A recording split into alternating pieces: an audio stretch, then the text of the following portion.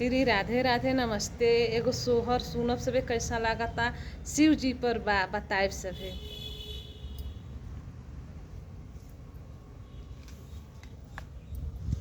पर्वत उपरा शिव रहे हो कि वहाँ गुरु रहे हो कि वहाँ गुरु रहे हो कि मोर सखिया चले चले चले जल ढारे हो कि आइल शिवरात्रि हो कि आइल शिवरात्रि न हो। सखिया जे जुट सब संगमा हो त कहाँ पार्वती के लेला अपने संगमा हो कि पार्वती लेला अपने संगमा हो कि सखिया पार्वती कर शिव गुणगानवा हो कि देखे कि कैसन बान हो कि देखे कैसन बान हो।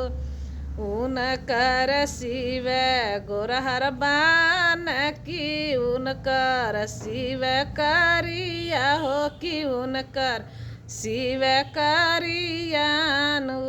मोर सखी पार्वती शिव हऊँ राजवा हो किया हो कुंवारवा हो किया हो ओ कुंवारवानु हो। कहेली पार्वती सुन मोरी सखिया हो कि मोरी सब सखियानु। सखिया नाही मोर शिव बान गोरहर हो कि नाही बान करिया हो कि नाही बान करियानु। सखी मोर शिव बान सामर रंगवा हो कि बड़ी सुंदर लाग हो कि बड़ी सुंदर लागनु। सखी नाही मोर शिव राजवा हो कि नाही राजकुमारवा हो कि नाही राजकुमारवानु। सखी मोर शिव तीनों लोग के मालिक हो कि तीनों लोग के स्वामी हो कि तीनों लोग के मालिक हो।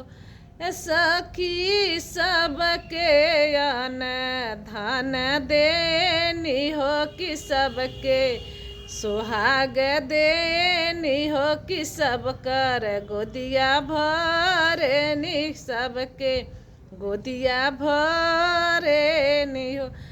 सखी मोर शिव सबसे बड़ा दानी हो कि सब दान करी हो कि सब दान करी न हो।